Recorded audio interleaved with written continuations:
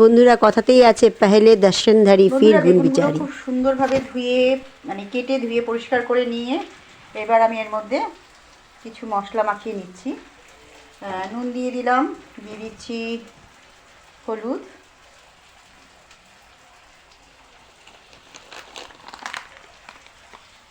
দিয়ে দিচ্ছি লঙ্কার গুঁড়ো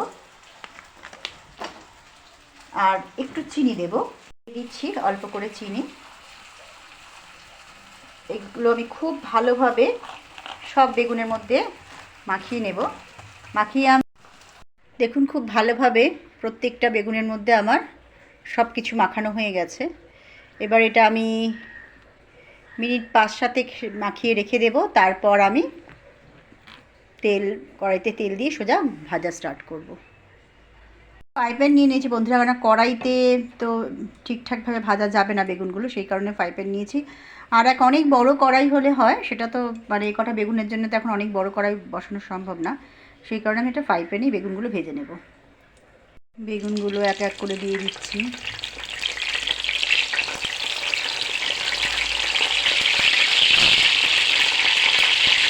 বেশি দেওয়া যাবে না, আমি চারটে করে বেগুন ভেজে নেব।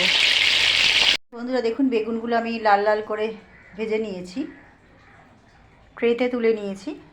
আচ্ছা, এরবার আমি এর ওপরে দেখুন খুব কুচি কুচি করে রাখা ধনেপাতা আমি ছড়িয়ে দিচ্ছি। বন্ধুরা এরকম বেগুন ভাজা বাড়িতে কেউ গেস্ট আসলে আপনারা কিন্তু অবশ্যই করে খাওয়াতে পারেন। পরিবেশনের সময় এরকম সামনে এরকম বেগুন ভাজা থাকলে সত্যি ভীষণ ভালো লাগবে, ভালো লাগে, শুধু লাগবে বড় ভুল, যারা দেখবে তাদেরও ভীষণ ভালো লাগবে। বন্ধুরা এরকম ধনেপাতা আমি ওপর দিয়ে খুব কুচি কুচি করে কাটলাম, কেটে ছড়িয়ে দিলাম। আচ্ছা, এর ওপর দিয়ে আরেকটা জিনিস দেবো, সেটাও দেখাচ্ছি। দিয়ে আমি একটু পোস্ত ছড়িয়ে দিচ্ছি।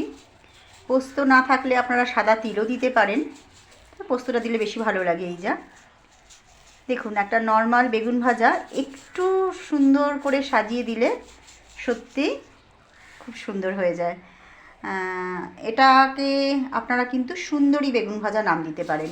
সত্যি দেখুন বেগুন ভাজাটা খুবই কিন্তু সুন্দর দেখতে হয়ে গেল, আমার তো তাই মনে হয়।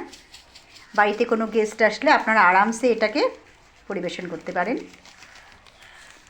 তাহলে বন্ধুরা আজকে আমি একটা বেগুন ভাজার রেসিপি আপনাদের সাথে শেয়ার করলাম। এটা কিছুই না, শুধুই ওপর দিয়ে ধনেপাতাটা আর পোস্তটা ছড়িয়ে দিলাম বলে বেশি সুন্দর লাগলো।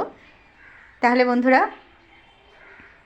আজকের মতো আমি এখানেই শেষ করছি। আগামী ভিডিওতে আবার আসবো, আবার কথা হবে, আবার দেখা হবে। এরকমই কিছু মানে নতুন জিনিস নিয়ে আপনাদের কাছে আসবো। নতুন অবশ্য নয়, কিন্তু আমি ফার্স্ট ভিডিওতে ছাড়লাম এটা আর কি, মানে আমি এর আগে এরকম বেগুন ভাজা ছাড়িনি। তাহলে বন্ধুরা এখন এতটুকু, পরে আসছি। সবাই খুব ভালো থাকবেন, সুস্থ থাকবেন। নমস্কার।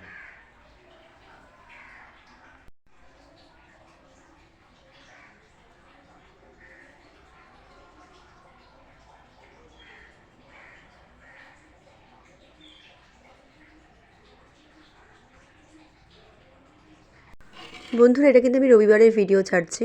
গত রবিবার রান্না হয়েছিল সাদা ভাত, উচ্ছে চচ্চড়ি, মাছের মাথা দিয়ে মুগের ডাল, তার সাথে ছিল কাতলা মাছের ঝাল আর মুরগির মাংস আর চাটনি, আর মানে চাটনি ছিল সঙ্গে। এই ছিল রবিবারের দুপুরের খাওয়া দাওয়া।